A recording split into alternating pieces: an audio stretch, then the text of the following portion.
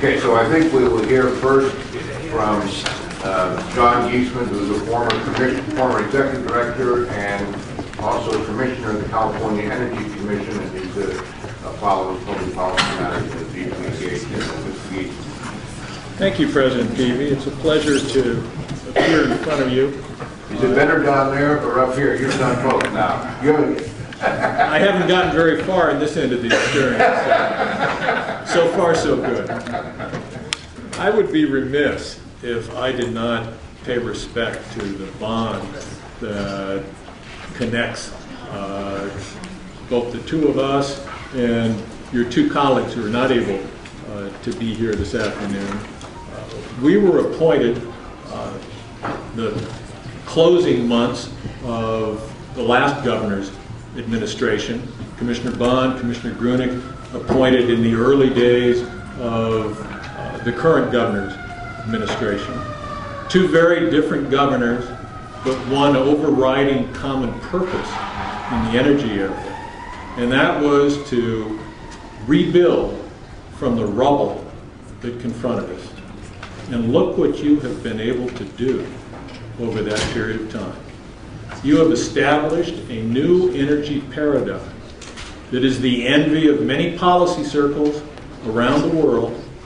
You are justly heralded for beginning to turn the ocean liner of electricity policy as it has been conducted in this country, Western Europe, Japan, for years and years and years.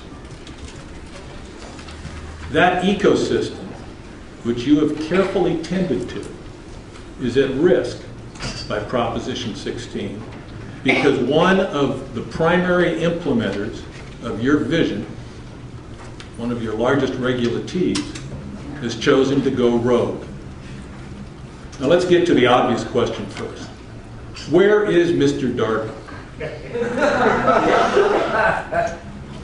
Never before in the history of this commission has one of your regulatees chosen to take it upon itself to write its own business advantage into the state constitution. And you would think that the CEO of that company would feel an appropriate obligation to come here in front of you and explain his rationale. As you're aware, Senator Steinberg, 7 other members of the leadership of the state Senate sent him a letter in December asking him to cease and desist, questioning the company's integrity. There's been no formal response from Mr. Darby.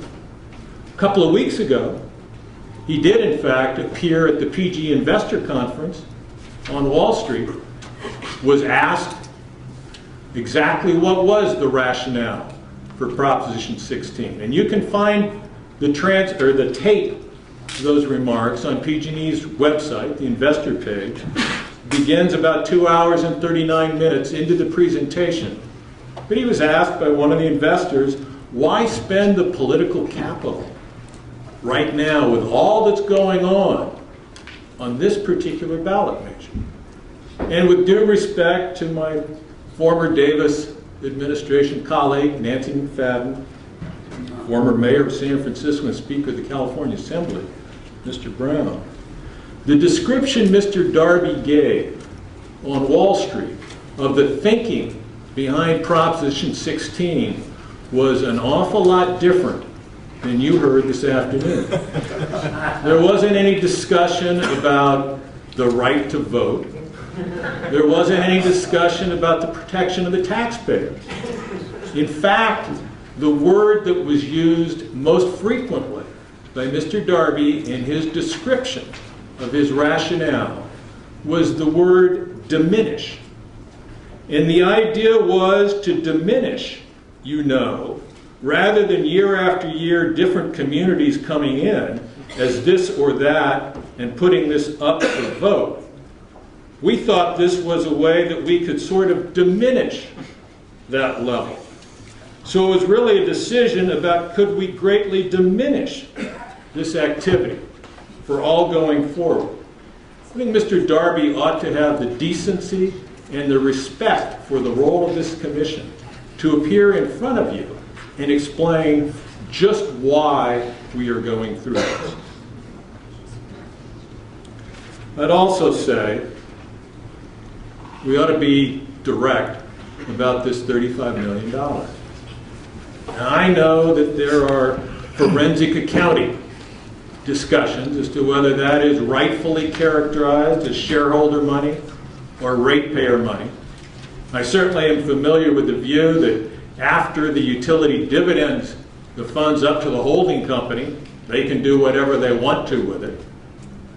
I think that probably should raise the question of exactly what is the function of a holding company for PG&E when their only business is the regulated utility. Does the holding company exist only to accumulate slush funds or to featherbed the payroll with redundant employees or officers?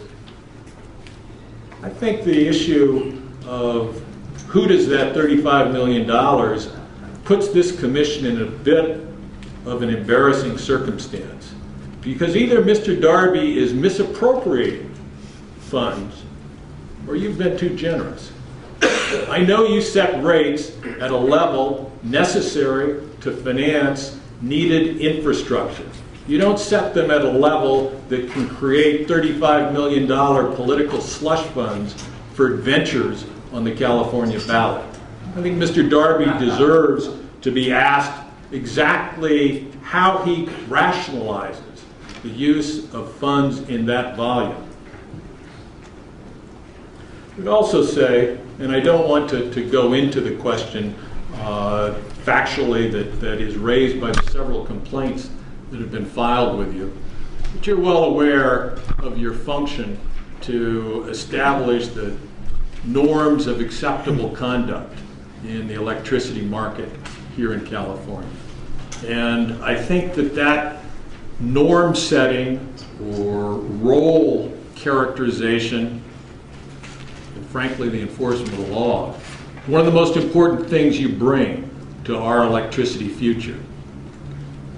I know you remember, President Peevey, the experience that we had earlier in this decade when the federal enforcer of market rules was reluctant to recognize that aspect of its responsibilities and the chaos that resulted in California.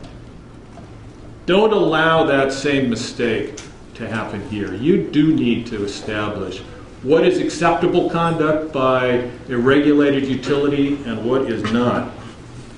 And I would submit to you, Mr. Darby thinks that he is going to be able to get away with this. You shouldn't let him. Thank you very much. Thank you.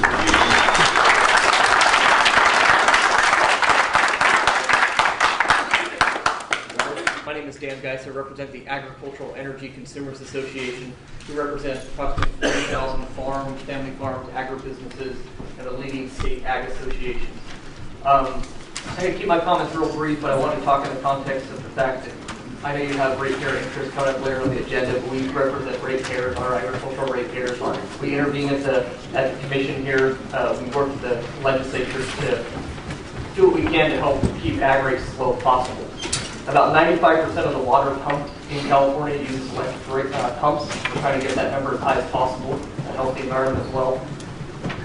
Over the last couple of years, over the last 2 decades, there's been a lot of legislation that's come out of the legislature that we've worked on in terms of the agricultural community, the irrigation districts in the Central Valley, the various other interests. We have the bill, it was AB 948, that set up the concept of having to go LAFCO when you are going to do municipalization. It also set up the requirement that you pass a resolution. Same with the effect of potential new municipalization or expansion would have on existing ratepayers. You've issued a couple of those resolutions just in the last couple of years. There was AB 2638, which set up the competitive district between Merced Irrigation District, which you heard about before, Modesto Irrigation District. There was AB 117. Obviously, we know about that one. These were all negotiated with different groups at the table in front of the legislature, and it's also involved the PUC over those conversations for the last couple of years. And we basically see this initiative, Prop 16, as PG&E taking the opportunity to try and move the goalposts. After decades of, when we talked about how complex energy is and how complex this business is, Part of that is a result of the hard work and the negotiations that's been put in over the last couple of years to have this competitive arena in certain areas between CCAs, irrigation districts, to write the rules about how this all works. And this completely blows that up and changes the rules down the road after decades of negotiation. So we think it's unfortunate that PG&E has decided to go this route. I think one of the questions I would have loved to have heard asked is, although it was implied, is why not a statutory change, which affects all the different various negotiations we've had on these bills over the years. And again, why the 2/3? And I think the answer to both of those questions is glaringly obvious, and so probably doesn't need to be repeated. But that, I think, is where we're coming from. We're very concerned about where rates are at. About half of all agricultural customers of PG&E are on the AG1A rate. The average rate for that is 29.5 cents. The same rate, the average rate in the valley under those irrigation districts in SMUD is roughly 13 cents. So you can see why I'm here today, and why we have a vested interest in ensuring continued competition in the valley. Just to hit one other final note here, there was discussion about unemployment and certainly public funds and all the risks that go along with that. As you are well aware, the Central Valley of California is in dire straits. We have recently passed over the last couple of years Appalachia in terms of the worst statistics you want to have describing your part of the area in terms of unemployment, poverty, things along those lines.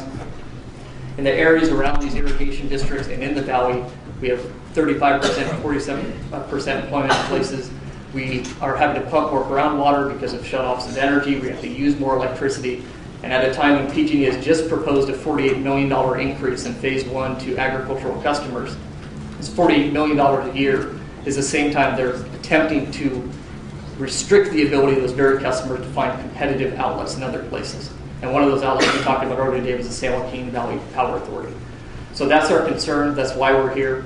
And we certainly hope that even after, hopefully, Proposition 16 is voted down, that we continue the conversation we've had over the last couple of decades to develop these markets, establish these rules, and work cooperatively with PG&E, all the utilities, and the Commission to make sure we have a vibrant market. Thank you very much. It's a pleasure to be here. I may be here at least incorrectly listed as anti-Prop 16. I'm not here to ask you to take a position on Prop 16. None of you look vulnerable. You all look like you had parents that raised you to know right from wrong. I was born in a farming community in Indiana. I now run an irrigation district that's 100 years old, and I'll speak to you about some things that are related indirectly to Prop 16, but they go to what I think the heart of the problem is, and that's kind of how some of the farmers deal with business. My name is Jeff Shields. I'm General Manager, as I said, of South San Joaquin Irrigation District, and I really want to discuss the two PG&Es. And I think most people, I can guarantee you people in my community don't really even know there's two PG&Es, that there's a PG&E Corp and a PG&E company, but there is. And it's material in the discussion you're having today. Prop 16, according to PG&E, is being financed by the shareholders of PG&E Corporation. I'm here to say that's a false and misleading statement. The money that PG&E's used to finance the Proposition 16 campaign was collected from electric, gas, and ratepayers of PG&E. Reverse yourself for a second and suppose what they're saying is true. Then it would be a travesty if Barclays UK Holdings, a foreign bank with 3.9% of PG&E's shares, were to actually write a check for $1,170,000 to fund their share of the $30 million in this campaign. I don't want a foreign bank changing my constitution. KBC Group, Brussels-based company, don't really know what they do. I think they're banks. $12,000 is their share. I don't think this is where the Commission really wants to head with your duties in regard to how we conduct our electric utility business. PG&E is using utility assets. They are spending ratepayer dollars to proselytize Proposition 16. This is all in my written statements. I'm not going to get into all of the detail. I'm happy to answer any questions you have. But let me just tell you, here's a quote from the Prop 16 committee that states explicitly that its funding comes from the utility. And I quote, yes on 16, dash, California, to protect our right to vote. Major funding from Pacific Gas and Electric Company. That's the utility. The contributions received are specifically reported as being from the utility, Pacific Gas and Electric Company, Secretary of State, Political Reform Division website. The admissions of the Political Reform Act filings here are not a mistake. The corporation identity of Pacific Gas and the company, Pacific Gas and Electric and the company, is a composite of the holding company and the utility, and there's no mistake about the blending of where this money comes from. Pacific Gas and Electric Corporation apparently seeks cash coming in from the ratepayers into the utility as a fungible political purpose. For 2010, PG&E Corp forecasted a charge of 6 to 9 cents per share against their consolidated 2010 earnings. $3.5 million. We now know they're up almost to $10 million that they've recorded that they're spending on this. The Commission must address the issue of PG&E Corporation and companies spending ratepayer money on Prop 16 in PG&E's 2011 general rate case. We are interveners. We will raise this issue in that forum. And you should consider reducing its return on equity at least by the 9 cents per share that they have seemed to have found in excess of what they need to rebuild their system and pay their shareholders. The second thing I want to ask you is that you revisit and, in fact, rescind Decision 99-04-068, and that is the final decision authorizing the formation of a PG&E holding company. The justification for that holding company no longer exists. PG&E, and I cite in here the 3 reasons they gave you for holding the company, not one of those exists today.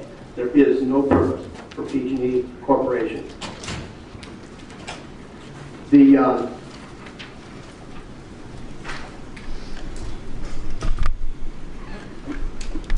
PG&E is seeking to recover $24.7 million of cost for the corporation in their 2011 GRC. They state, they break out 16.1 where that's going in 8. What's interesting to me is if you go in the GRC, what you'll find is, and I quote, for the present and foreseeable future, PG&E Corporation's mission is to maintain and enhance the company's gas and electric utility service. That's a good mission. Although it isn't completely clear to me, when I read this, it also appears that PG&E is stating that their senior corporate executives spend 99% of their time on the utility business. So one has to ask, what's the purpose of a holding company where it holds only one company and 99% of the work of the corporation of the senior executives goes into the holding company? We're asking that the elimination of PG&E Corp could or would save PG&E ratepayers money. There's a holding company that holds just one entity and whose senior executive spends 99% of their time on the utility require both a PG&E Corporation chairman and CEO and a president and a PG&E utility president and CEO and chairman. You guys had some concerns. I shouldn't say that. The previous commissioners raised some concerns with regard to this very condition. In Decision 00-02-046 at page 280, I want to read you a statement. To the extent that the holding company structure results in 2 layers of senior officers providing the same or similar functions formerly provided by company officers alone, we are concerned that there is a significant potential for duplication of the effort that should not be reflected in company rates. Well, they are. In conclusion, the Commission allowed for the establishment of 2 PG&Es, and today the very fears you raised in that decision have materialized at a level that I don't believe even you could have imagined. Manipulation of the California Constitution with money collected from ratepayers in order to benefit foreign banks and to protect the monopoly from competition should be a chilling reminder of the public trust you swore to uphold and a Constitution you swore to defend.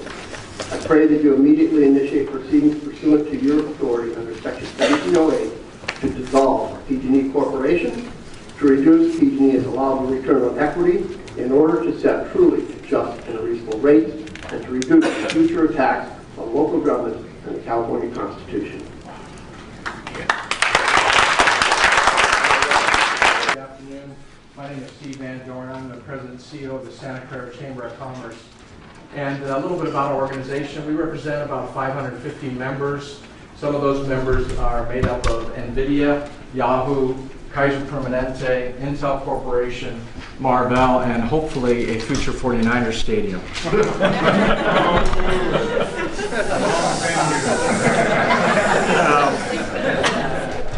Our city is made up of about 110,000 people, and we have a municipal utility called Silicon Valley Power. I am here today because our board of directors voted last month to oppose Proposition 16, and we're concerned about how it will impact our existing customers in our city and future customers, and also the residents in our city.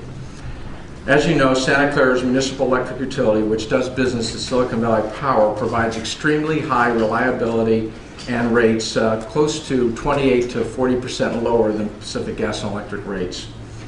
And according to a recent eSource survey, Santa Clara ranks first in the nation for business customer satisfaction. Not surprisingly to us, we've had multiple inquiries from firms in San Jose and Sunnyvale and other cities that want to get the same service that Santa Clara companies receive. Our reply is, of course, that's simple, just move to Santa Clara. So we look at Proposition 16 and we quickly conclude that it is meant to reduce PG&E's competition from these municipal utilities, and it's pure and simple. This is just plain wrong, and we feel that it's inconsistent with our belief in the free market system. That's our first major reason for opposing it. Our second major reason is there is language that will have unintended consequences should this pass. This is because Proposition 16 has vague and ill-defined language that worries us tremendously. Here are just 3 examples of that language. To serve new customers would require a 2/3 vote. Well, whenever someone signs up for electric services in Santa Clara, they are considered a new customer. Are we going to need a 2/3 vote for that? If so, we see that as a threat to existing electric service in Santa Clara, especially when residential and business customers ask to receive service. How long will they have to wait? What if the 2/3 vote takes many, many months to pass? And picture the predicament Santa Clara might be in if that new customer is elderly and has special medical needs. Also, a 2/3 vote would be needed for Santa Clara to invest in its electric system. Recently, we opened a new power plant called Don Von Raceville Power Plant. Since we are not the sole electricity provider, because Santa Clara offers direct access, would that be required to go to a 2/3 vote? This seriously concerns us. We like direct access as a tool for our municipality because it keeps Santa Clara Silicon Valley Power competitive. And how many 2/3 votes will be required? Do we need a vote on each and every new customer or each and every new investment? Santa Clara's municipal electric utility provides an essential public service that benefits residents and businesses alike. Prop 16 could derail that, or at a minimum make it much harder for Santa Clara to manage its electric business. And most importantly, it will limit new businesses from coming to Santa Clara. In conclusion, the Santa Clara Chamber of Commerce opposes Proposition 16. We feel PG&E's businesses and residential electric consumers will be worse off if Prop 16 passes because they won't have any practical alternative to PG&E services. Municipal businesses and residential consumers will be worse off if Prop 16 passes because of the potential for unintended consequences and uncertainty. Nobody likes uncertainty. In short, we see no benefits with Prop 16 except for what it brings to PG&E. We thank you for your time this evening and this opportunity. Thank you very much, Mr. Van Dorn. Questions, starting with Commissioner Simon? Yes, Commissioner Geesman, and by the way, we overlapped for a relatively short period of time. It was an honor to serve with you. Welcome. Every electric utility that we regulate has a holding company, and sometimes companies are what we call in the law legal fictions to some extent. We understand that. So the question I have, one, we have a utility that represented here, and we have sanctions imposed to those who misrepresent before this body that funds were not ratepayer funds used for this election, or this proposition. But are we moving into the realm of the Fair Political Practices Commission if we begin to determine how either Edison International, Sempra, or PG&E Corporation allocates a holding company or shareholder dollars into political races across the entire spectrum of the state? At a time we have one gubernatorial candidate that's dedicated an enormous amount of her personal holdings. I mean, are we moving into the political campaign financing realm by your recommendation? No, I don't believe so, and I would draw a couple of distinctions. Edison International has a number of other businesses and derives significant revenue away from its regulated electric company, as does Sempra. In those two situations, I think a holding company structure is a lot more logical and has done very well, both by shareholder perspective and ratepayer perspective. Your other point, I think, though, is an important one, and that is that we utilize, and I think appropriately so, different legal standards governing speech in the area of securities, financial matters, and in the areas of political speech. And I certainly would not step on anyone's First Amendment rights, including a corporation's First Amendment rights. And I realize there are many who would. But if you look at the conflicting statements on this topic of Prop 16 coming from PG&E, I'd strongly encourage you to look at those which have been offered in a securities law rubric. Mr. Darby's statements on Wall Street, for example, I believe are subject to securities laws considerations, and they're very strict prohibitions against material misrepresentations. The political speech area, which is where we dwell today, and where the FPPC is most concerned, we have a looser standard, and I think under the Constitution, appropriately so. It falls on this commission, however, given your historical role, to lay out what the rules of acceptable conduct are when someone is exercising poor judgment. And I would suggest that's where we are. This commission was established by constitutional amendment in 1911.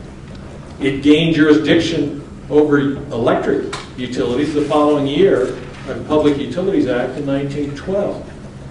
That all is called into question, I believe, if one of your regulatees, using only its own money, attempts to write its business advantage into the state constitution. And I believe you should have a voice in expressing your opinion about the desirability of that happening. And I believe Mr. Darby's comment is talking under Section 5 and 11 of the 33 Act, and I do not want to wander over into the Securities and Exchange Commission's jurisdiction at this time.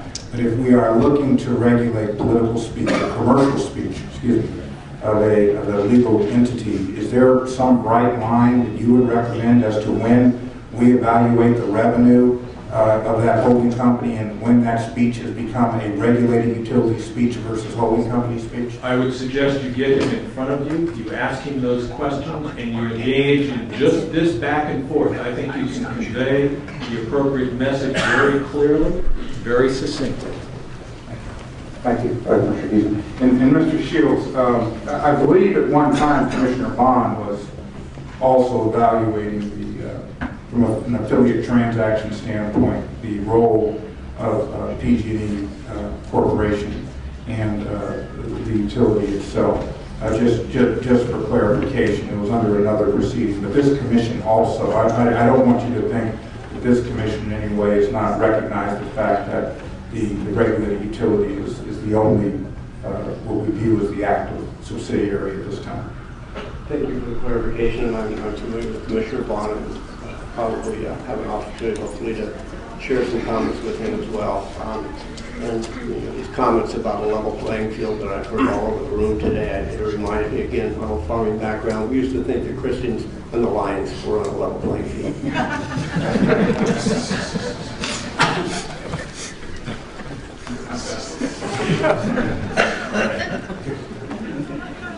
I think the reference was more to, well, both have the freedom to eat cake.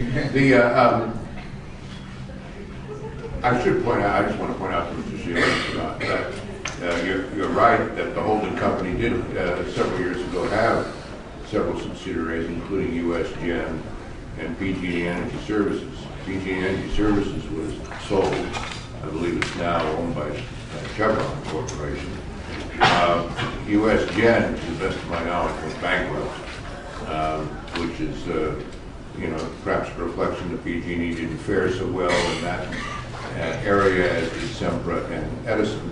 But I do believe that the holding company has now, either has or is in the process of acquiring its first new affiliate beyond the utility company, and time will tell how that fares. So they are in the midst of doing something along that line. Any rate, if there's no other, I don't have any. Yeah, go ahead.